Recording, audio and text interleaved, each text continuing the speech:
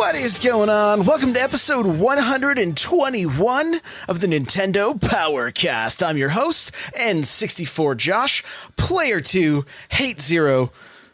What's up, dude? What is going on? And what up, NPC fam? It is your boy, Hate Zero, your hero.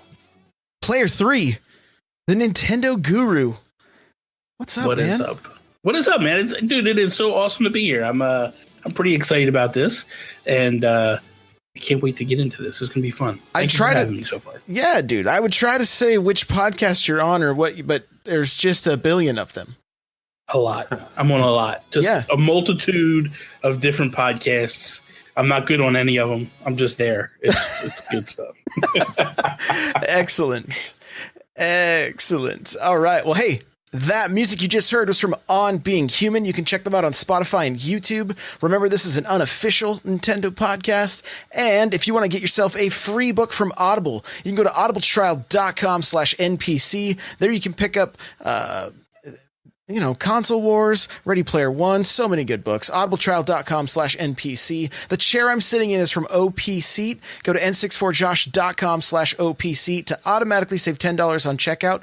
And they have a back to school sale going on right now, so go check it out. That's n64josh.com/Opseat. And the last thing I'm going to plug is my book, The Gamer's Guide to Podcasting, is out. It's available. If you want to check out the different options, just get the book, get the audiobook, get the entire book and DLC pack. That's right.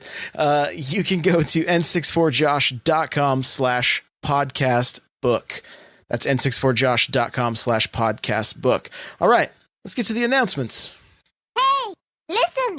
We do this show live on twitch.tv/n64josh, 6 p.m. Pacific Standard Time, Tuesdays and Thursdays. I want to say what's up to Rust Belt Kid, Shellshock Prime, Mr. Cool Red Luigi, Hawks Coach Josh, Rock Redford, Lumberjoke, that's going to get clipped, Pudding, I can't believe that. Hey, everybody. Yeah, just laugh. It's okay. Get it out. It happened. It happened. There you go. All I know is you told me before the show this is family friendly. I know. And then you just Hawks. I don't know what that Coach Josh. Okay. Why is everybody naming themselves so difficult for Josh? I know. I feel like it's a conspiracy. Yep. So there you go. Welcome, guys. We're glad you're here. Friday mornings, 6 a.m. Pacific Standard Time, as I do a first look where we check out new games. This week, we're going to be looking at Earthworms and maybe Bad North. I don't know. We got a couple. I got a few emails out, so we'll see what happens. I do want to let you guys know I'm now streaming 5 days a week starting at 4 a.m. Pacific Standard Time. So it's going for about an hour and a half or so. So if you want to come hang out in the morning, drink some coffee and, watch me play. Well, I don't know what I'm going to be playing. I almost finished Doom today. I streamed Doom for 10 hours from 4 a.m. until 2 p.m. I streamed Doom. I didn't stop. I'm playing on Ultraviolent and wow. We had some good times, So there you go. That's all that's happening. Let's get to our reviews and impressions. Here we go. And actually, before we get to that, Nintendo Guru, we want to know about you, man. Tell us, give us a quick, just history with you and Nintendo. When did it start? Okay. What system did you start with? The good stuff. NES, obviously. Well, not obviously, but I'm old as dirt. So yes, the NES. Favorite game of all time, Mike Tyson's Punch-Out. I love Kid Icarus. Love all the NES classics. Love the Super Nintendo. That's my favorite console that Nintendo has ever done. Switch is quickly filling that gap. But yeah, man, I've just been a long time Nintendo fan since I was 15, I think. 13, 14, 15, somewhere in there. I got my first one. And just that's it, man. So, and I, just been doing all this, the stuff that I'm doing just because I love to talk about Nintendo. So that's basically where this all came about. But yeah. So because my chat likes to mock me, have you beaten Super Mario 64? Yes. Okay. And then all 120 stars I did. Okay. I don't know. Is there the rumor there's more than that or something, but I didn't do anything beyond that. I never played as Luigi and all that nonsense. I just I did what I had to do. I have 42 stars so far. I'm playing it right now. So whoa, wait. You haven't beat it? N64 Josh has not beat Superman. I gotta go. It was nice. Yeah. Listen, it was nice talking to you guys. Have a good night. Like, I come on, dude.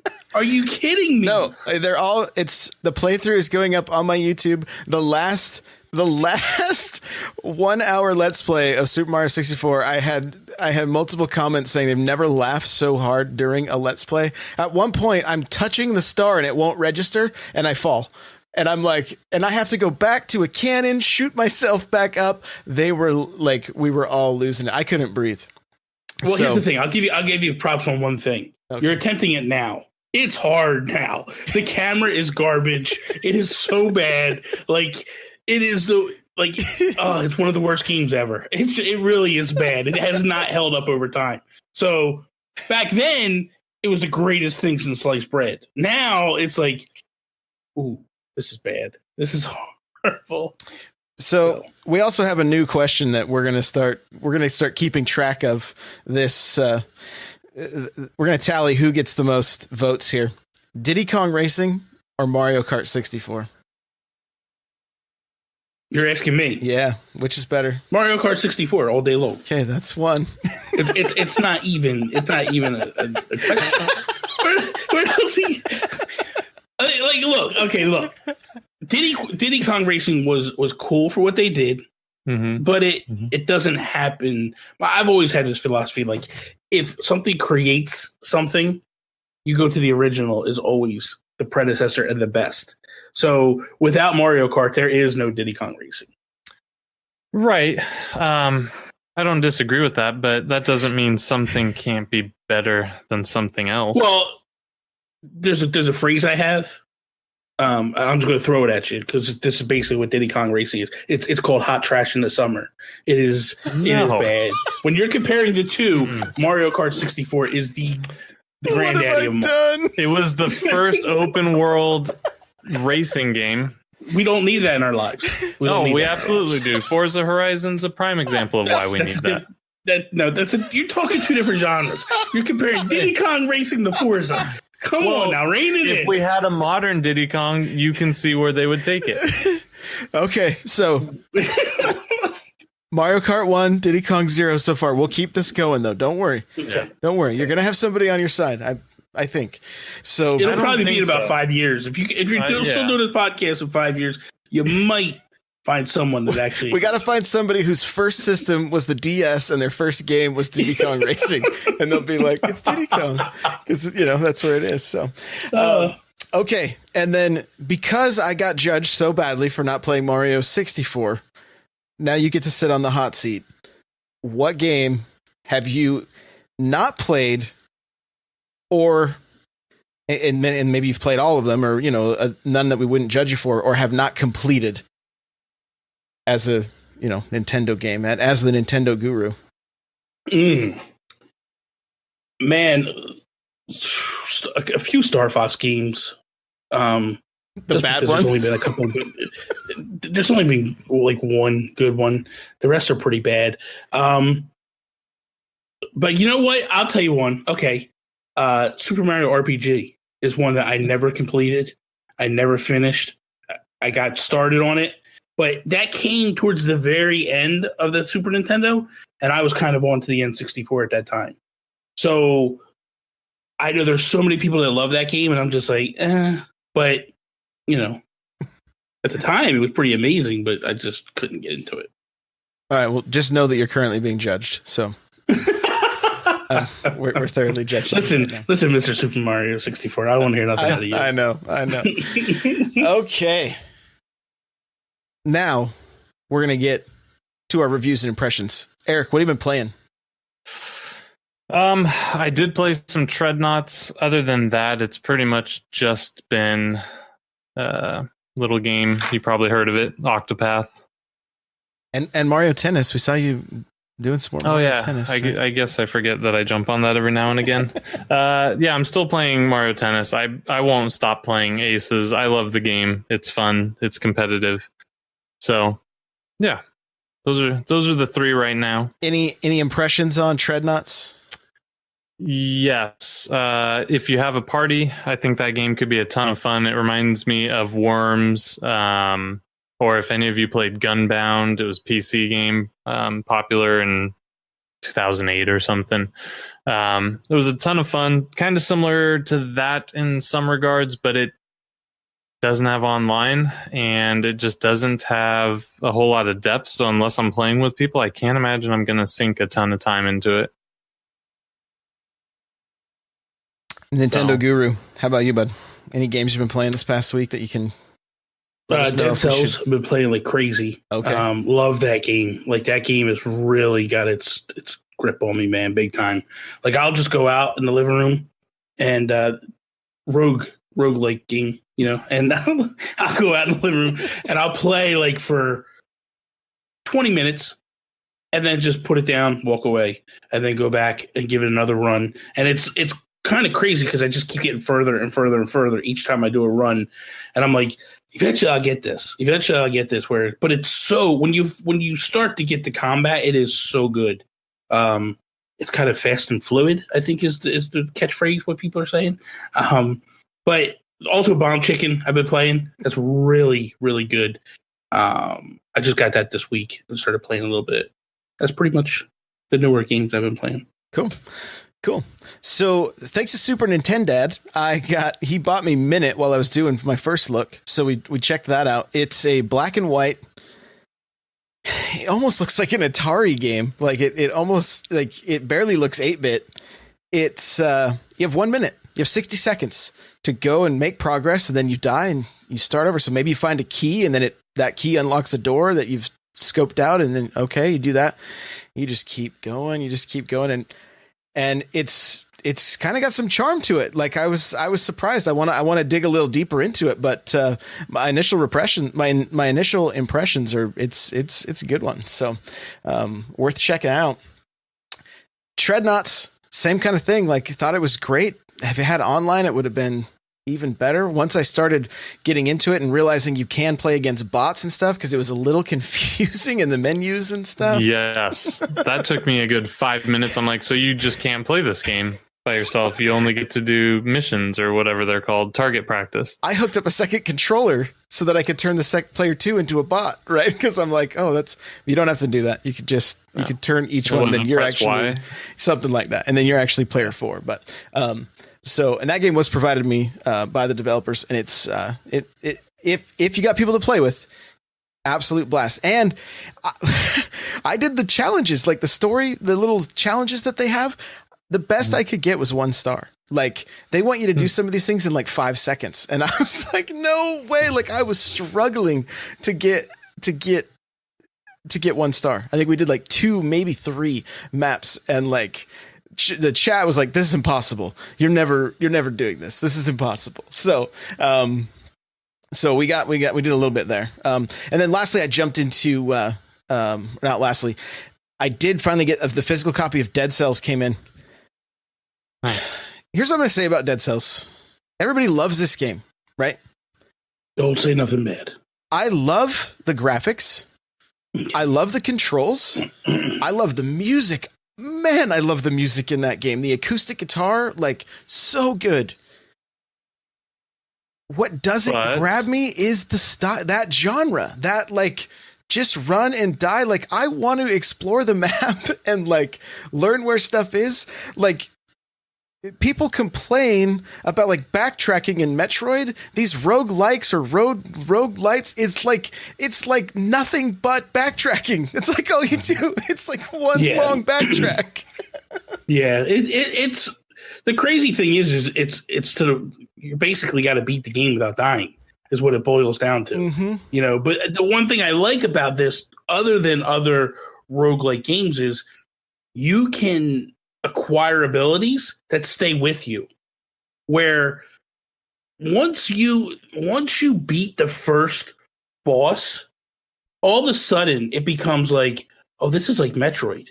And that's what pulled me in. The minute I started to open up and be able to go into areas that I couldn't get to before, I was like, now we're talking. Now I'm in. And that was the hook. So I think that's just give it a little bit more time. But I think you might turn around on it. And that's what everybody's saying. Just keep going. Yeah. I want you to clear a few things up for me. This shouldn't be spoilery. Mm-hmm. I now start. There's all these hanging jars. Yeah. And 4 of them have items in them. You're not going to be able to get them.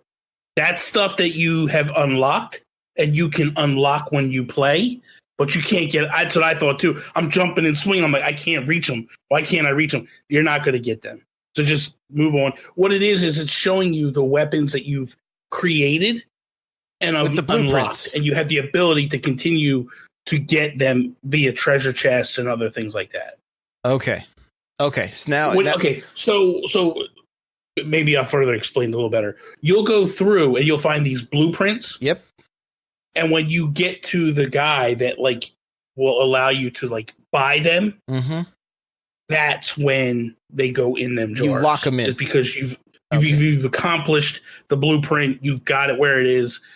And I think that's also where it starts to get better because these weapons start to become available. And it's like, okay, now I'm starting to get the better weapons and we're starting to go through this thing.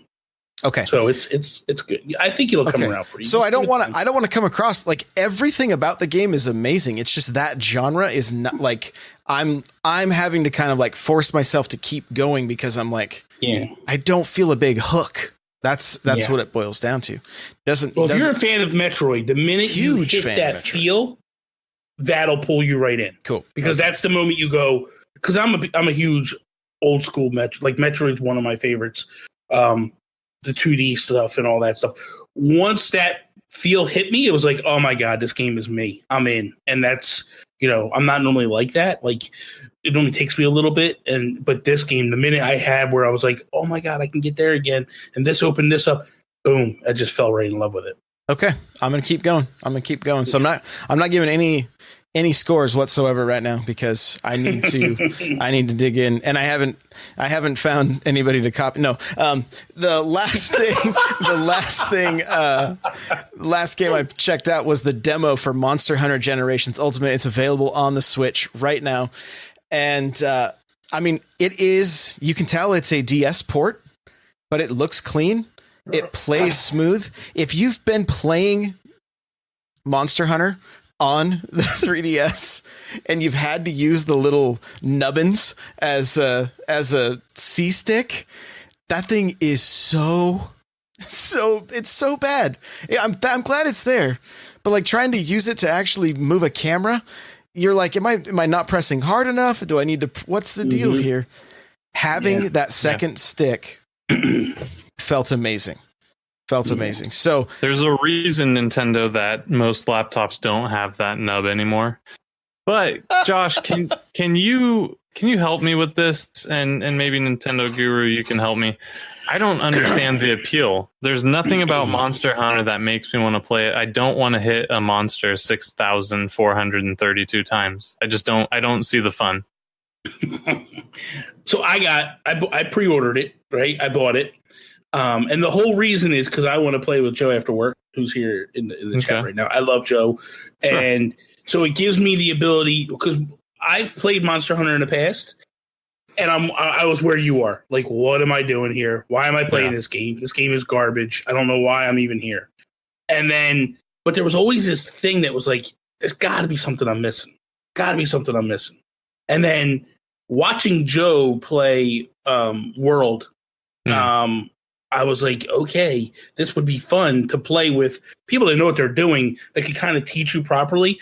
That's my hopes with this one, is that I can get with a group of friends. I view it like the Fortnite effect. I played Fortnite on Xbox, hated it, thought it was the dumbest game in the world. Like, what's the hype on this thing? Then it hit Switch, and I started playing with people, and I'm like, oh my God, this is the second coming of Christ. This is the greatest thing ever. You know what I mean? So, and it's because of the social aspect. You know what I mean? So that's what I'm hoping happens here is when you get a good group of guys or girls or whoever you're playing with and you start playing, it's like, all right, I got you now. This is going to be awesome. So that's, for me, that's my aspect. Josh might have a different take, but that's my take. So I tried Monster Hunter back on the PSP and had no clue what I was doing, right? Because, I mean, this was, I had no clue. I'm like, this is not my game. So I didn't play it. And then 3 came out on the DS and the Wii U. And for some reason, my younger son started getting into it. So in order to, have a game that we could play together, I got into it. We ended up getting a second Wii U so that we could play online together, do voice chat, have the use the correct controller. Hold on, wait. You can voice chat on the Wii U? Yeah, How's that work? You have to call somebody with the landline and then you plug headphones into the tablet. It's just like it's just like the Switch. No, that's like future stuff. That's not real. Yeah, but it has to be into the tablet, so or the gamepad. But so we started getting into it, and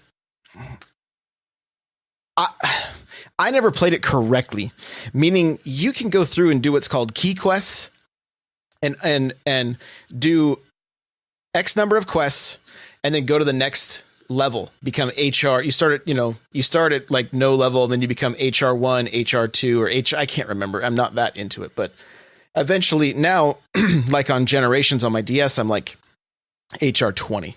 Okay. And so after 8, then it just based on how many monsters you kill. And so, but the draw is you jump in with 4 people.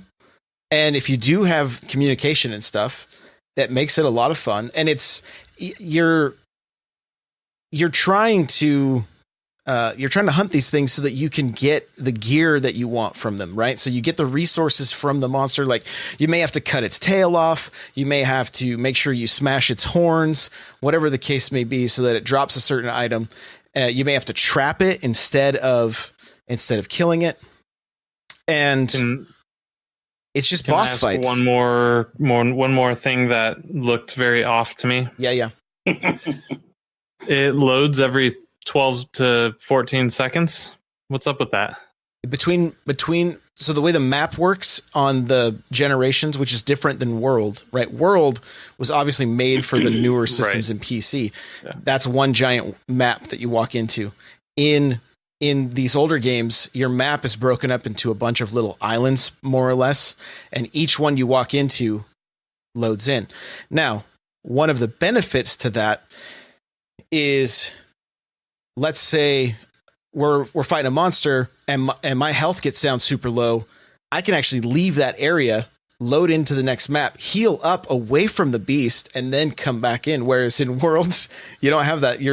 It can chase you down, and they like to target you when you're healing. So, so it's one of those games that like you have to know going into it. It's a big time investment, right? Like I don't even play it hours plus. Yeah, I don't even play it correctly, and I'm at 40 hours, right? And that was, I mean, that's nothing. That's nothing.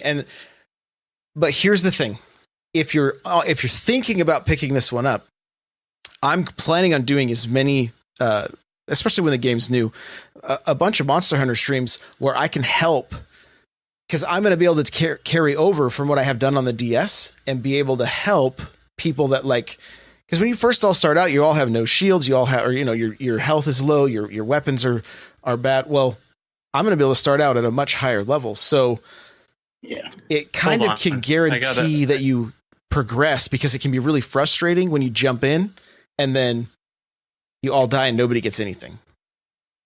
I hate to be the negative Nancy, although I play the role well. How is it that they are going to allow you to cloud save from the DS to the Switch, but it's taken this long to get this functionality?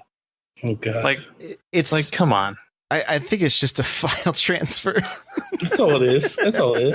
You got to remember, it's no different than when you move Animal Crossing from the DS to the Wii. It's just a click and everything goes. It's Nintendo has that down. It's the rest of the stuff they're having issues with, but they got that part down. That's the easy part. Yeah.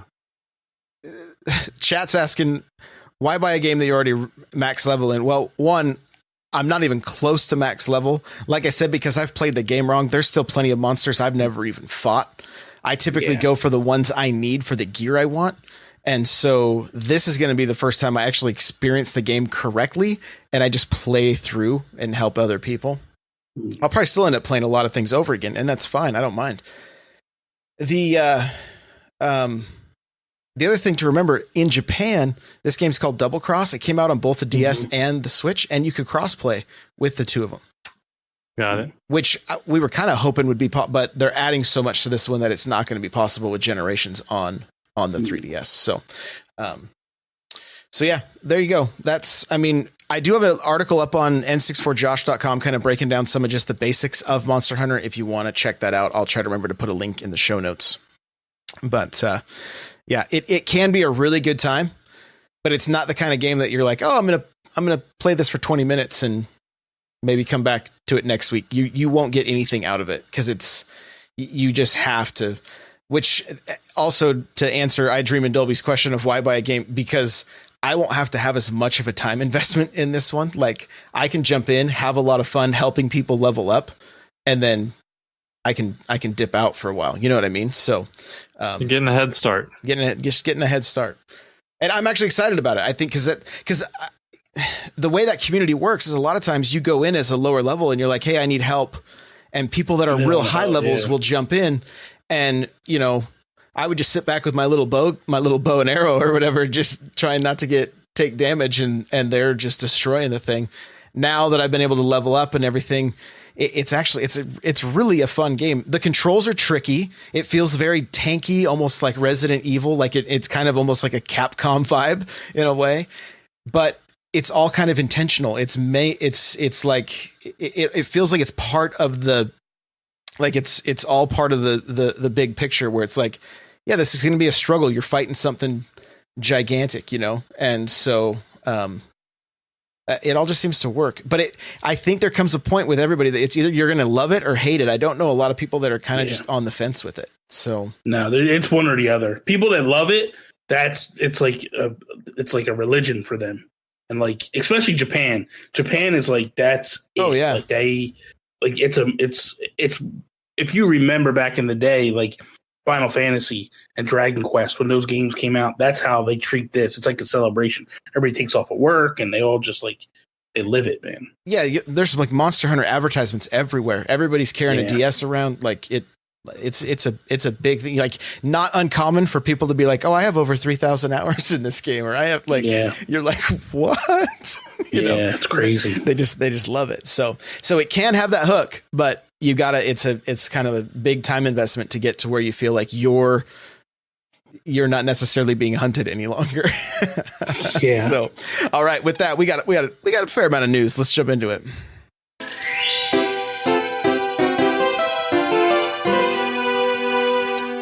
Okay, well, we woke up Monday and Nintendo Life was reporting a rumored direct because a bunch of indie devs all tweeted out big news coming at the same time. And so it was kind of like, well, something's going down. And then sure enough, I'm like refreshing YouTube. Nothing. 7:00 rolls around. Nothing. Super Nintendad's like, it's in the UK. And so we got onto that channel. And then I actually broadcast the little indie highlights on my Twitch channel.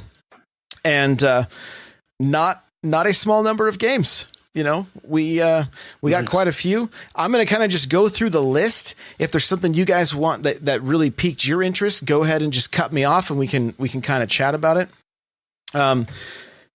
First one is Baba Is You, coming out autumn 2018.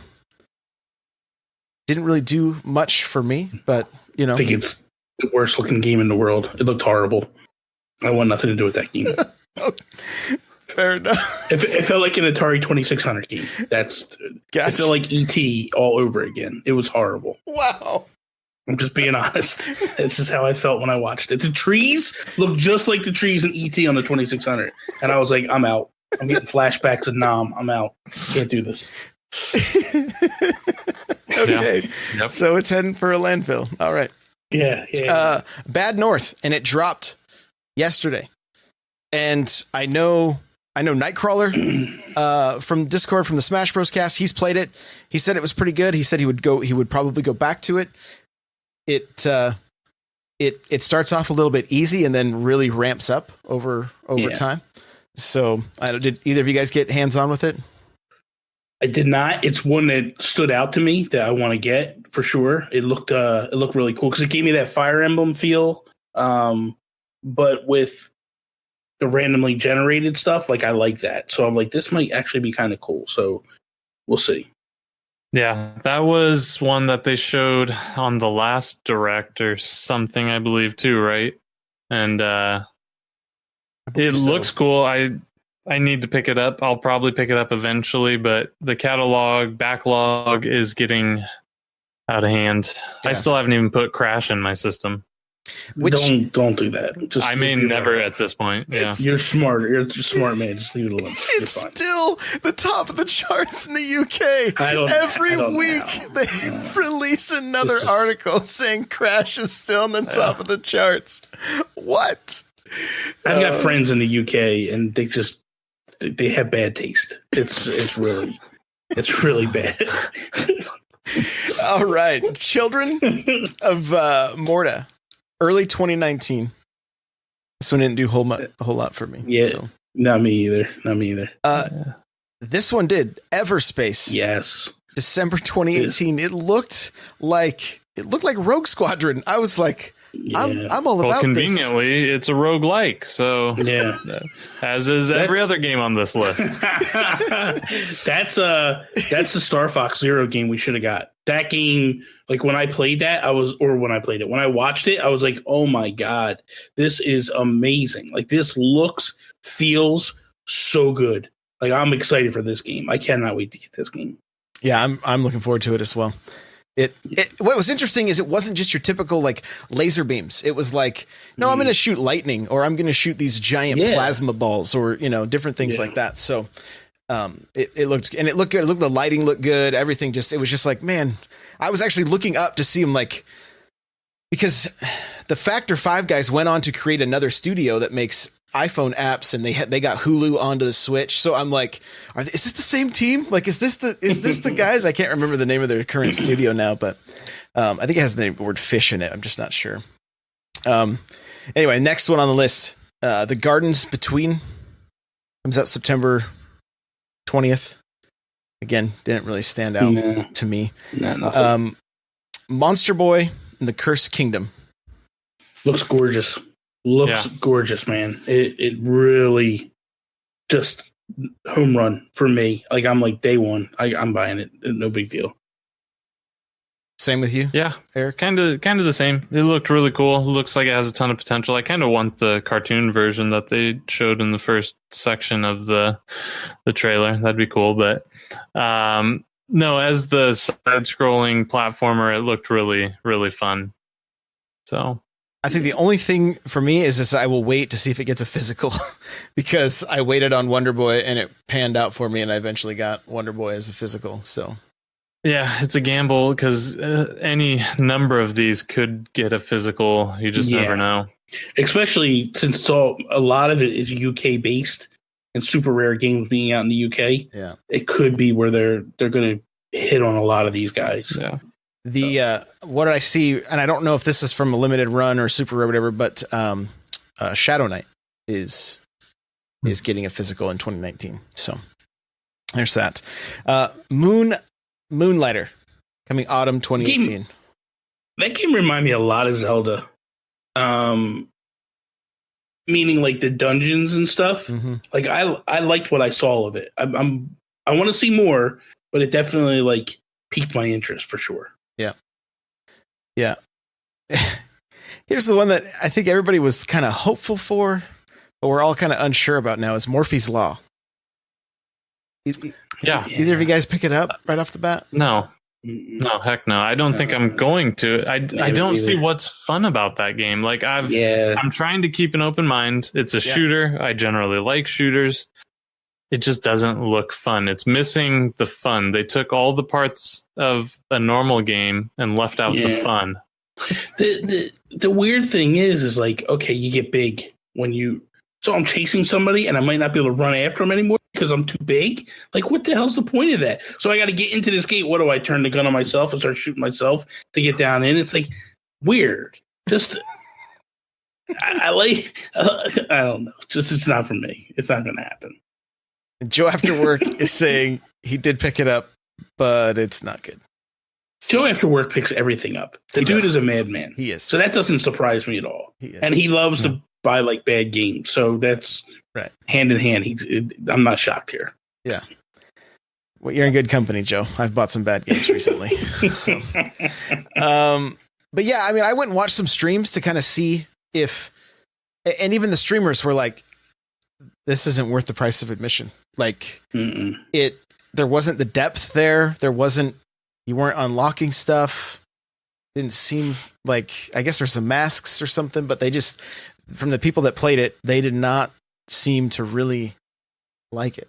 They just, and I mean, again, I'm a huge shooter fan. When I saw this game initially, I was like, my initial reaction was when they first showed it, I was like, oh, a shooter, sweet. And then I saw people growing and limbs getting bigger and smaller and everything. And I was like, this is not for me. The sad thing is I really want to like it. The developers seem awesome. That intro trailer or whatever looked really entertaining. They made fun of themselves. It runs at 60-ish frames per second. Like they have a sense of humor. I want to like it, but the game doesn't look fun. Right. Yeah. No. It's unfortunate. And maybe some updates down the road. Who knows? Yeah. You know? Yeah. Who knows? It made it onto the top. Price drop. Maybe I'll pick it up on a price drop. I mean, it's hard to say. It's what, $20? I think that's just outside of my, I guess, impulse buy range. That's just too much to impulse buy that. Yeah. Next up was Night Call, early 2019. Interesting. It piqued my interest. Again, it's one of those games I want to see a little bit more of, but like the art style. And I gotta say, for all these games, like the art style was unique on everything.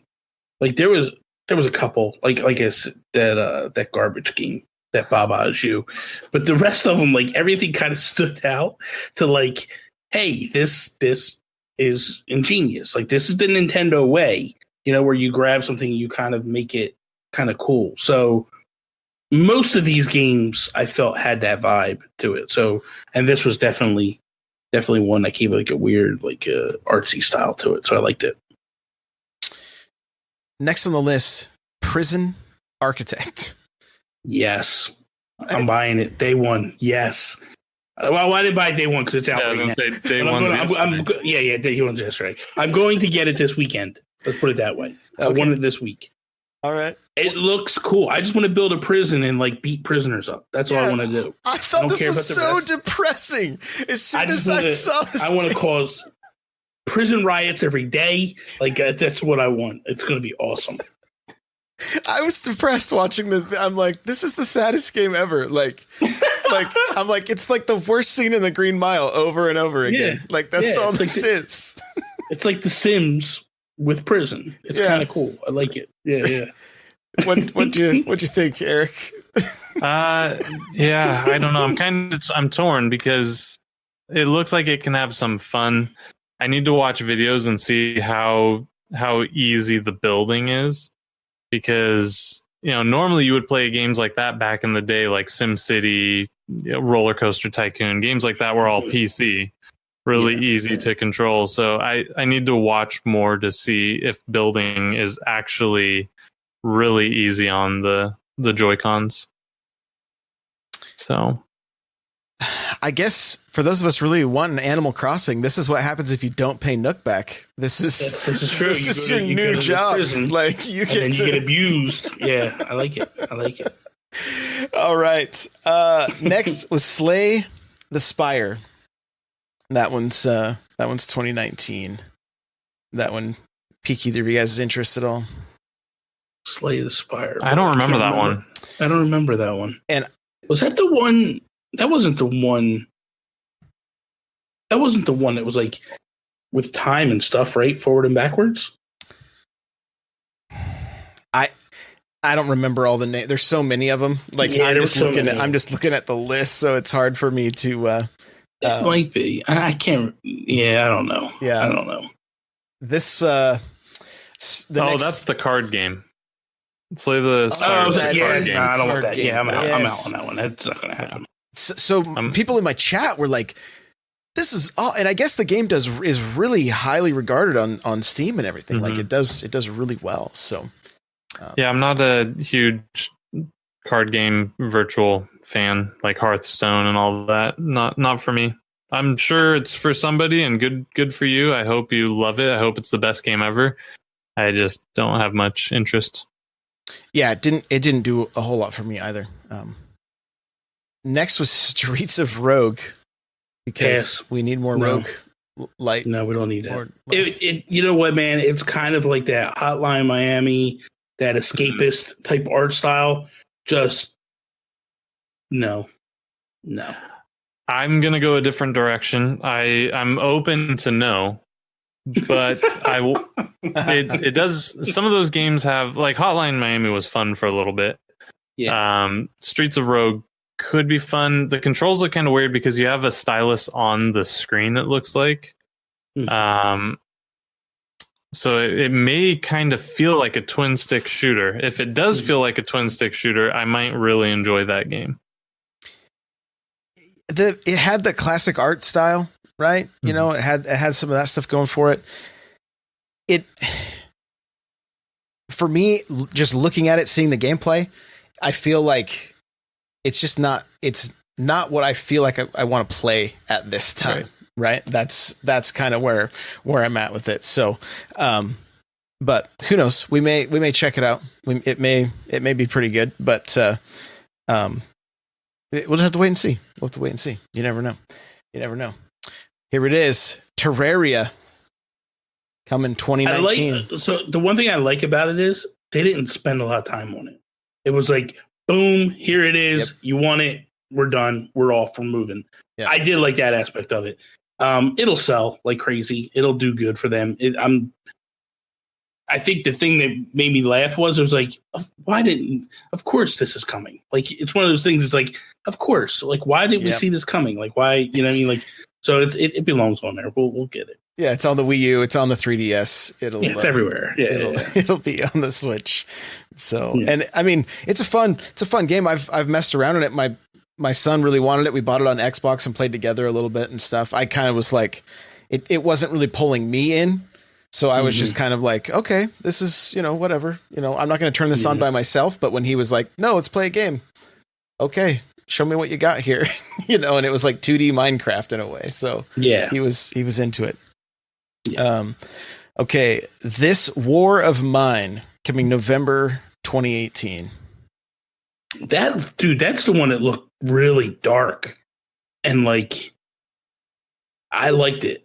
I want to see more, but it was like a dark game, and I liked it. I liked the feel and the vibe of it when I watched it.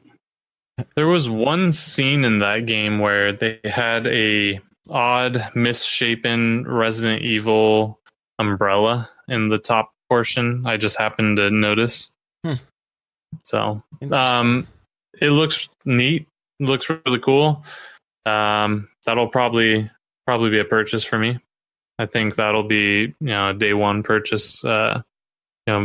Pending the price. If they're going to charge me full retail for it, I'll not day one that. But if it's in the typical $20, $15 indie range, that'll be a day one for me.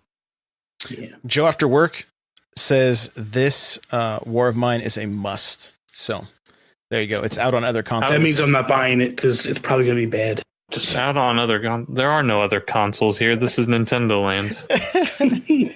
All right. There's no other consoles. These next two are ones I'm pretty excited to play for the first time. I remember listening to some podcasts where they were saying they couldn't stop playing these games, and it's Windjammers coming out October 23rd and Windjammers 2 coming out 2019. So, do either of you guys know much about the history of this game? Is it like... It's one of those quirky, weird games back in the day. I remember them bringing it out to PS4 last year. I think they announced it at PSX, and people freaked out about it. Right. They got all excited for it. And I was just sitting there like, what? Like, what? What's the excitement for? But it was kind of one of those games that, like, I guess the developer promised it.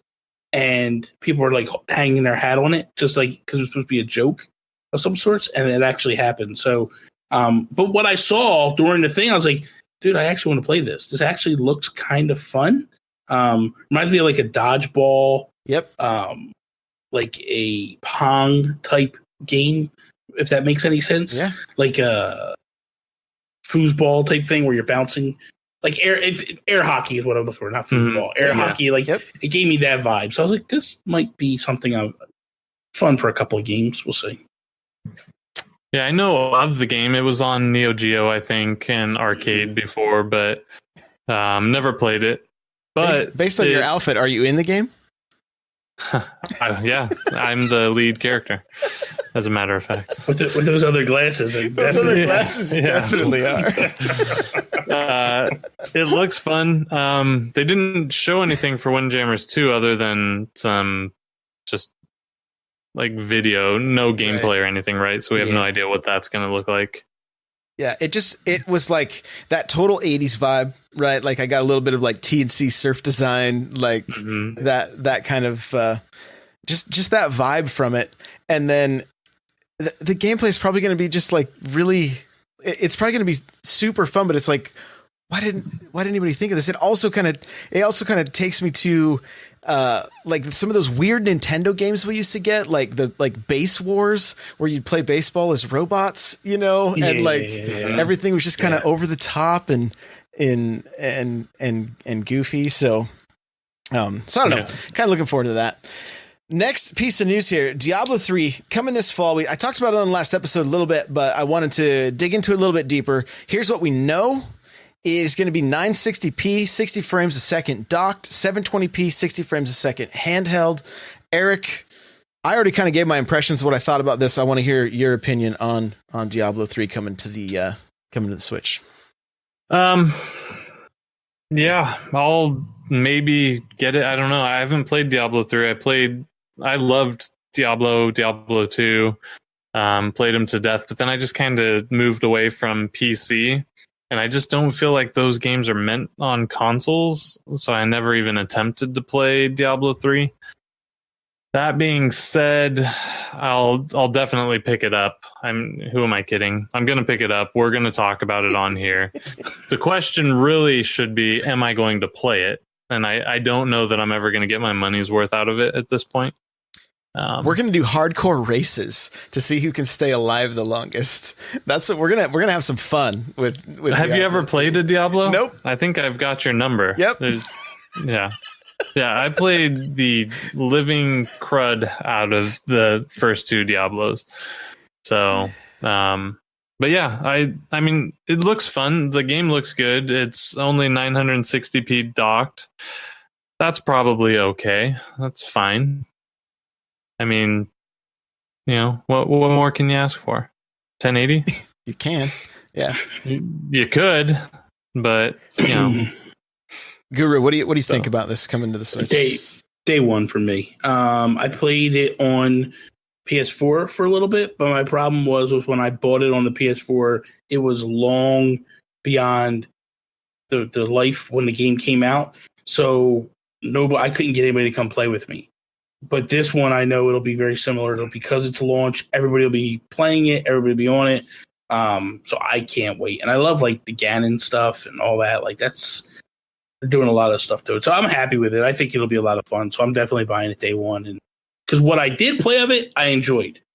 Cool. I just, like I said, I wanted to play with some friends and nobody had the game anymore and just couldn't get in to play it. So, but I'm all for it. On the Diablo 3 website, there's a chicken. And if you click that chicken too many times, a whole bunch of chickens start like. Oh, Nintendo fans know what the chicken means. Yeah, exactly. You don't mess with the chickens. Exactly. You don't mess. But with do the Nintendo chickens. fans know about the cows in Diablo? That's the question. Ooh, is this? I do not. Pro What's tip the right now? problem with cows? Well, we'll talk about it later. Oh, there's. I won't be here later. Come on. What the hell's good? You know, you got listeners. They don't know. So Benji in the chat says there is no cow level. There was a lot of debate. There was a cow level in the second Diablo. There's a lot of debate. Yeah, the cows are important in Diablo. Look it up. Okay. Read about it. Okay, fair enough. There is no cow level. Fair enough. So the thing I keep hearing from a lot of people is $60 for a game that's $20. Now, everybody says it's $20, but it also has 2 expansions, right? And I didn't go in. I wanted to spend a little time and look up what it would cost me to buy this on Xbox right now with the 2 expansions. Is it $20 for everything? Are the expansions free? Or I don't know. I wanted to do the research and I just ran out of time. Mm-hmm.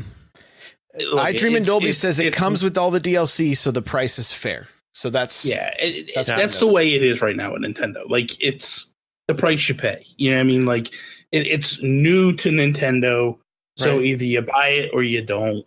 And obviously, Blizzard spent money in getting it ported over to the Switch, so they have to make that money back somewhere. Yeah. So expecting them to give it away is unrealistic. I do think it's going to be one of those games, though, that you will see go on sale. So that'll help, as opposed to like a Nintendo title. A Nintendo title is never going to go on sale. So it is what it is. Like Captain Toad is 40, whatever. Tropical Freeze will be forever before that game drops in price. Stuff like that. Like Hyrule Warriors, going to be forever before it drops in price. But I don't know. Skyrim's been out for 600 years and it's never gone on sale. Well, Bethesda's a little different. But somebody in my chat today said you could play Skyrim on a saltine cracker. Yeah, it's the old. You could play it on stone tablets. This is true. It's the oldest game of all times. Very true. Very true. You guys are probably right. It's probably going to be one of those games that goes on sale. But at the end of the day, it all boils down to like nobody's forcing you to buy anything. Like you just vote with your wallet, and if you want it bad enough, and you're gonna get like, it's an ongoing debate of what is the value of a game? You know, like is it a dollar an hour if you get 60 hours? You know, you go to a movie for 2 hours and you spend $15. So if you spend 60 on a game and you get, you know, what, 6-8 hours of game time, is that the same? I don't know. That's where I draw my line. So the price of entertainment is, you have to set that mark. What is your price for entertainment? I kind of gauge it on a movie. You're looking at, you know, $15 if you go during matinee, whatever that means anymore. You're looking at a little less. So let's say $6 an hour is the price for entertainment. Most games are going to get you there. So is it that big of a problem? Especially a game like Diablo. How many hundreds of thousands of hours can people sink into those? And the thing for me is, the way I look at it is I go back to when I was a kid, right? So some of my greatest times, Tecmo Bowl, the original Mario Kart, playing the original Mario Brothers and Super Mario Brothers 3, and all, those are the experiences where you're hanging out with your buddies, you're having a good time, and you're playing. We don't necessarily have that anymore, being older. Like, it's a little bit different. So it's more of an online thing. So for me, I look at it as, am I going to get my money's worth because am I playing with my friends? Is it something that I can jump online, play with the community, and they come and join me and we have a good time? I feel like this game is one of those games that, like, you can have a lot of fun with everybody. And that's what, to me, that's where the value is. I think we probably look a little differently at value compared to, say, you know, a person that this is going to be the one game they buy for the month. Where with us, it's kind of like, well, what's the experience you're going to get online? What's the experience you're going to be able to play streaming it or whatever? So that's a little different for us. I think we look at it from a different animal and a different perspective.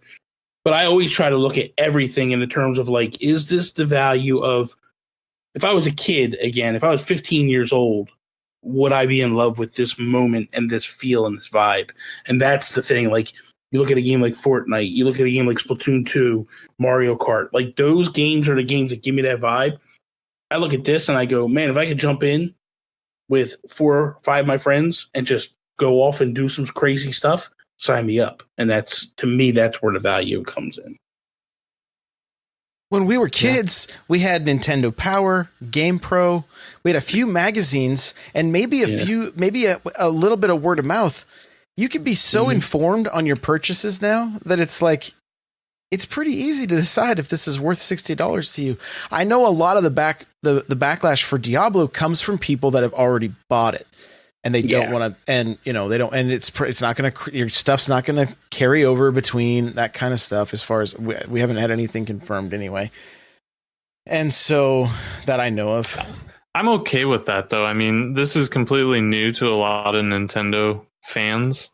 So someone coming over who's spent 900 hours in the game and carrying all over their stuff can absolutely ruin the experience. That's what happened to me in the first Diablo. The first time I went on blizzard.net, I got some guy who hacked the town and I got firewalled in my spawn and died, and he looted all my stuff. For years I remembered his name, just hoping I'd run into him again. It is sense. But I don't know how old I was when Diablo came out. It came out in 96. I was 11. So I'm 11-year-old kid running around, so excited to play this new game that I'd only played by myself for so long. I'm playing it online. I took the time to dial in and play online, and this jerk ruined it for me. Gotcha. I don't want other kids to experience that. I see. What was his name, please? So that way I can make sure if he shows up on the Switch, I'm safe. I don't remember. Was it Joe After Work? I think it was Joe After Work. Yeah, it probably was. Makes sense. Makes a lot of sense. Okay. Makes a lot of sense. Okay. Gotcha. So I Dream and Dolby says seasons start over anyway, so starting new on the Switch means nothing. Right. So, and I mean, again, I'm clueless about this series. I'm excited to jump in for the first time. I'm sitting here saying, take my money. So, it's good. A couple other just game announcements, and then we do have a talking about. We're going long, so I hope you guys are okay with this. It's going to be a little bit longer of an episode, but I mean, there's been a lot of stuff this week. It's been a lot. So it's good stuff. Saints Row 3 coming to the Nintendo Switch next year. What? Saints Row 3? Yeah, I know. That was shocking. It's the closest you're going to get to a Grand Theft Auto game. I remember there's like a bat or something in this thing. It's insane. I'm sorry. I know it's family friend. My apologies. I'm just saying. He's got to cut it out. His kids are like, what the heck's that? No, but the thing is but when you look at this game, right, it's so off the wall, off the rocker, like crazy nuts, like jumping out of planes and all this nonsense. It's high adrenaline. This game was a lot of fun. I think I played on the PS3, if I'm not mistaken. I'm ready, man. Sign me up. I'm all ready for this. Because that's the thing. I feel like if games like this succeed, we get more mature type games. And that helps Nintendo. That keeps Nintendo kind of on parallel with what Sony and Xbox is doing, while they're continuing to make the family friendly stuff. So it kind of gets Nintendo out of the kiddie house into the upper echelon, at least in terms of the hardcore fans and bringing some happiness to them. So, and a game like that successful, who knows? We might get a Grand Theft Auto 5 or whatever brought over. So you never know. Yeah. I'm in the same boat. I played 3. I think I played all 3 of these, and the first one was just a total clone of Grand Theft Auto. And then they kind of morphed into you having special abilities and stuff, which is what I believe happened in 3. Yeah. It's fun. I'll definitely pick it up. It seems like the perfect game for the Switch, and I just want GTA 5. I don't care if it's the PS3 port at this point. That's because I'm with you. It seems like the best game to have. I would buy it digitally, which I've been mostly physical, and I'll always have it on my Switch. And it's like, hey, I got 20 minutes to kill. Let me go do stupid stuff and have fun for 20 minutes. I'm with you. 110%. This will kind of fill that gap for a little while, I feel. So this gives Rockstar plenty of time to work on their port, get it right. Yep. I'm with you. Josh, what do you think? Saints Row, I can take it or leave it. All I'm excited about is that THQ is putting more games on the Switch, and they just got the Time Splitters license. So I'm just get Time Splitters, baby. Let's go. Let's go. So, next up, Telltale Games, Walking Dead Season 1 and 2. coming to Switch. So if you're into those games, a lot of people really like them. I've never. One is fantastic. One is mind-blowing story, so gut-wrenching good. 2 is take or leave. But the thing with these games are you have to. Why I'm excited about this is I want to play 3. I saw 3 is available now, season or episode 1. I'll wait till the whole thing is there before I go buying them. But what I like about this is if I buy all of them, right, and I play through them, the story carries. If you just jump into 3, you're going to have to pick what you did in previous games, and that's not as fun. So it's nice that the story carries along. So what you've done in episode 1 affects how the game starts in episode 2, because there's characters in episode 2 that are in episode 1, and kind of how you portray with them carries on. So you need all that back history. So I'm excited that they brought this over. I'll definitely buy 1, 2, and the inner between, because there's also another one too that's in between 2 and 3. I'm kind of excited about it. I'm excited that Telltale's bringing more, because I want Batman season 2. Because I love the first one, so I'm hoping they bring the second one over too. But we'll see. Yeah, this is for you, Hate. You ready, buddy? Luigi's Mansion 3DS coming October 12th. Coming to 3DS. Yeah, the port that nobody asked for, and they completely missed the console. So I love Luigi's Mansion, so I shouldn't say nobody asked for it, but nobody asked for it on the 3DS. Like, come on, guys. They know what they're doing. Nintendo knows what they're doing, especially looking back at the Smash Direct we had, where they had Luigi's Castle to open it up. Like, come on. They know what they're doing. So, yes, the game looks cool. If you've never played Luigi's Mansion, Josh, you should definitely pick it up, Josh, and give it a shot. Wait a minute. Wait. Are you kidding me? So you never beat Mario 64, and you never played Luigi's Mansion? A Dark Moon I have. You know what else he hasn't played? Resident Evil 4. Resident Evil 4. That's okay. Who cares about Resident Evil? Resident Evil 4 was the best Resident Evil. Stop. Who cares about that? Oh, killing me. Yeah, I've never played the first Luigi's Mansion. So, and I'm probably 3/4 of the way through the second one. So. People swear up and down that this is the best. I like the second one. I like the second one probably a little bit better than the first one. Dark Moon? But yes, I like Dark Moon better than the original. But there's people that swear up and down like the original is the best. Okay. And you can beat it like in 45 minutes. Yeah. So it's not something like that. It's like Star Fox Zero garbage, like length. But you can beat it pretty quickly. It got a lot of bad praise because people wanted a proper Mario with the launch of the GameCube. Exactly. And man, I remember getting that game, and I was one of those people too. I was like, Luigi, this is stupid. Then I played it, and I'm like, the lighting is insane. I've never seen better lighting in a game to that point. And Dark Moon definitely improved on everything they did. But Luigi's Mansion's it's a classic series now. You should definitely play it on 3DS October 12th. After Mario 64, after I beat Bowser, the next game will be Luigi's Mansion. In about 6 years, we'll talk to you. No, we'll get there. We got at the pace you're going. Less than 30 stars. It's only been 30 years, and you're just getting on the bandwagon. Okay. I don't think Josh is 120ing Mario 64, right? No way. He's just rolling credits, man. He's rolling credits, and he's like, "Okay, I'm out. See you later." Hey, once you get 120, or is it over 100, you can go onto the roof. Yeah. Spoilers. Sorry, Josh. This is from 1996. If you haven't done it by now, you're not doing it. Exactly. All right. Spoilers. We have one talking point we're gonna get to. Let's do it.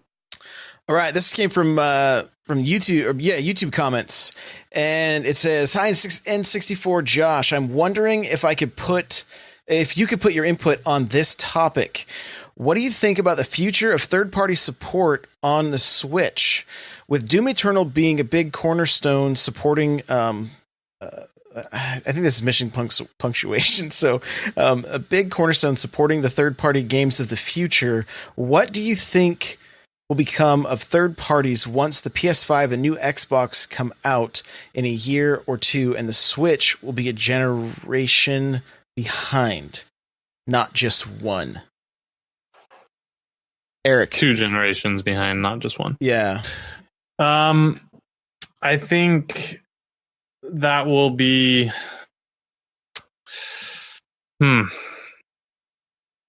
I'm not convinced. I think the PS5 and Xbox 7 come out 2 years from now. I don't think they come out in 2019. I think we're looking at 2020. I'd be surprised if I'm wrong there. You're right. By then, the Switch is going to have such an install base that I think you'd be crazy to ignore it. I mean, we're already at the... Didn't they hit the 20 million by now? That they were trying to hit? Yeah, I think they're pretty close to it, yeah. It was 19 something, the last recording. Yeah. So they're going to hit 20 million soon if they haven't already and just haven't updated us. Japanese analysts are actually saying that Nintendo is going to they're predicting it's going to overshoot their I see it. Like, the thing that the Switch is doing that Nintendo and no other console really has been able to do is they're recapturing the joy of gaming. People who haven't been gaming are now talking to me. I had a guy come into work today. He's like, "Hey, you know about the Switch, right?" I was like, "Yeah, I guess so." He's like, I want to buy one for my daughter. What games do you recommend?" And like stuff like this, just it was kind of going away a little bit. Mm-hmm. So if you're EA, if you're one of these big developers, you'd be crazy to turn your eyes or turn your back on the Switch 2 years from now. The install base is going to be, let's be optimistic, or let's be pessimistic and say 70 million. 2 years from now, a ton of huge titles, a few more holidays, 70 million. I mean, are you really going to turn your back on 70 million consoles, potential sales? I don't even think that's the issue. I think we're beyond all this. So if we look at what we're getting right now, the third-party games aren't these home runs. Doom Eternal will be the first one that's probably going to be day and date, if they can make it. Now, they have Panic Button working side by side with them to push it to make it be day and date. But at the end of the day, like, nothing's really coming day and date anyway. Everything's probably 6 months behind or whatever. And it's not like we're getting everything anyway. Like, we're not going to get Red Dead Redemption or any of that stuff. So I think that the third-party games we're getting are good, but we're not getting the home runs anyway. The other thing, Marcus Sellers just said we got a new console coming next year. So we're going to be, I think it's got 4K. We're good. No, but to be honest, to be serious, I believe that by the time we get PS5 and an Xbox, whatever, you'll have another iteration of this Switch, which will close the gap. That's the advantage. Where for Sony and Xbox to reiterate or to change, they have to go a whole new console cycle.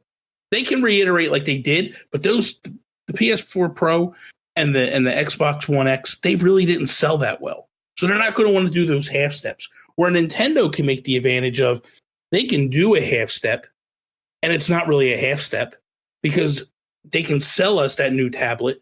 We throw our typical Joy-Cons on, and we're good. So we were talking about before the show, if I paid $300 for an upgraded tablet that was more powerful, I would have no problem with that at all. I don't think any of us would have a problem if they were like, "Hey, here you go, throw this on.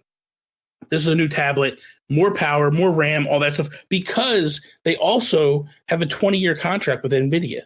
That 20-year contract means that they are going to do other iterations of this. We got how many iterations of the 3DS and the 2DS, and they're calling it the 2DS. It's really just a DS. You know what I mean? Like, so it's you look at all these iterations that we got of that thing. To think that we're not going to get more iterations of this, I think is a little foolish. So I think by the time we get these, we get upgraded consoles of the Switch. And I think the gap doesn't really, I don't think Nintendo allows that gap to get too far out. I think we will continue to get the third parties that we're getting and all that stuff. Plus, third parties are selling really, really well right now on the Switch. If that trend continues, like you said, if that trend continues and you have 70 million units in the locker, people are not going to turn a blind eye to that. That'd be crazy to do that. But I think they're okay. And, you know, I've said it 1,000 times. The Switch is the perfect complementary system to a PC owner, a PS4 owner, an Xbox owner, because it's not, you might not want to buy all three of those. You may not say, well, I can't game on a PC, an Xbox, and a PS4, but you can game on one of those major platforms and a Switch. And if you're smart, you would probably main your Switch and leave the others, you know, slowly behind. But the one thing, a lot of people don't look at Steam essentially to be like part of the big three.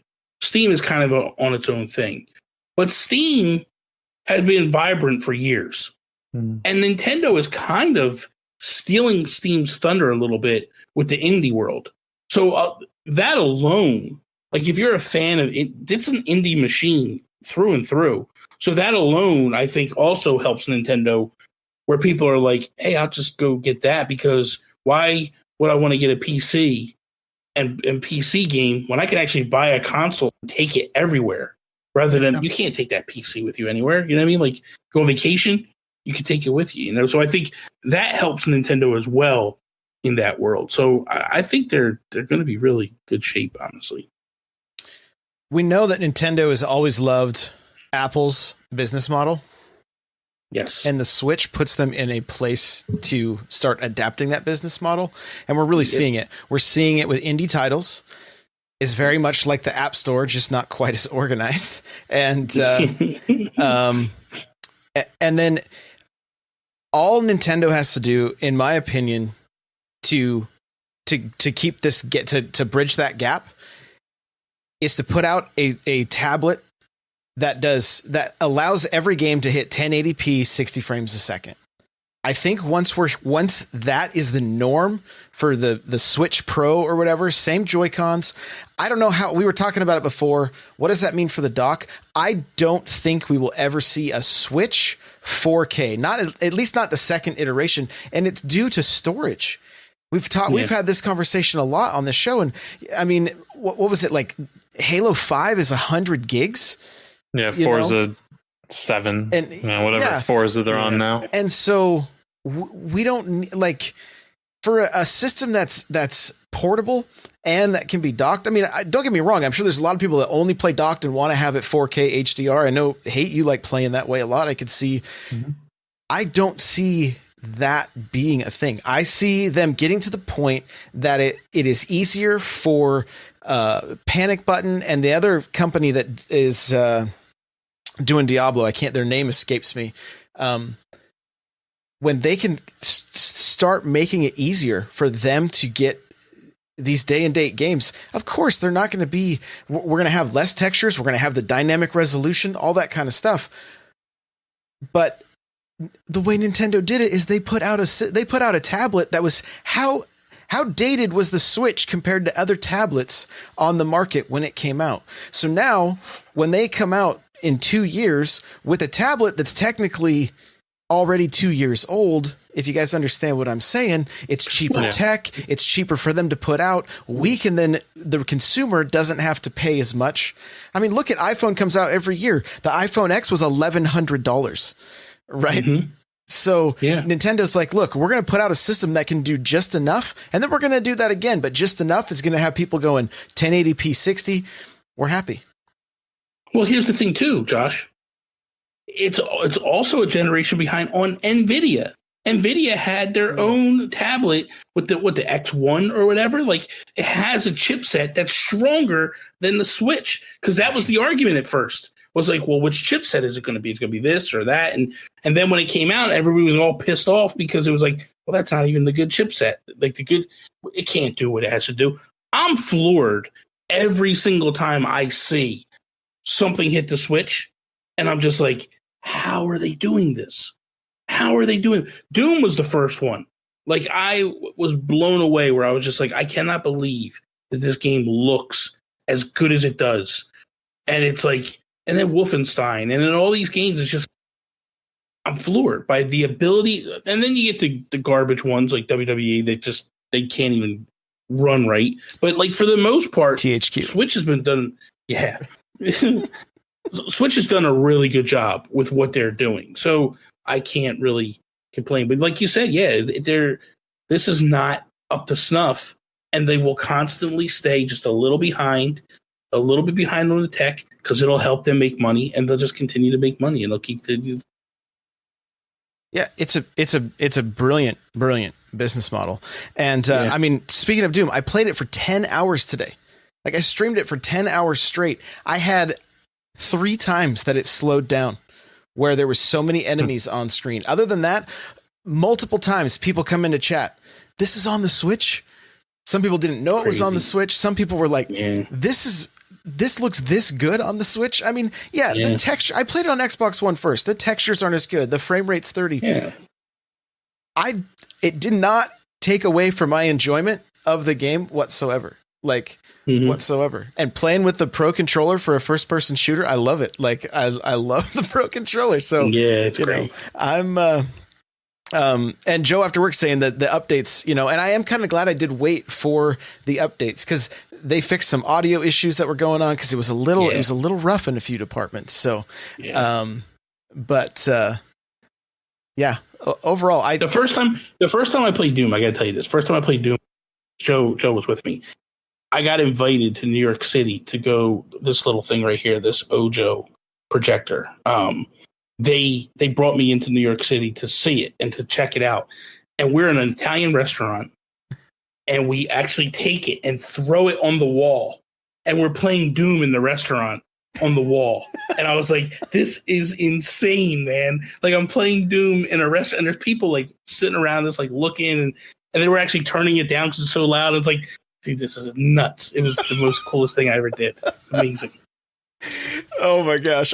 You know how there's like weird, like chanting and different, like stuff going on in that game. Like, people in my chat were like, I'm so glad I'm using headphones today. Like,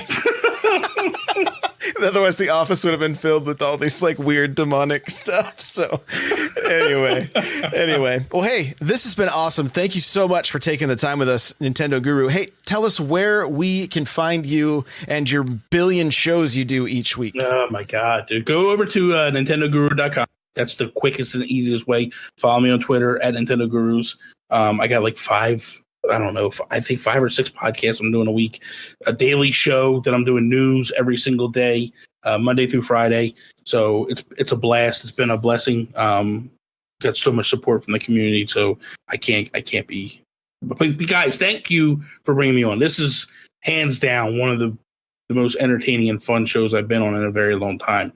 Oh, better than the PMP podcast. So thank you so much.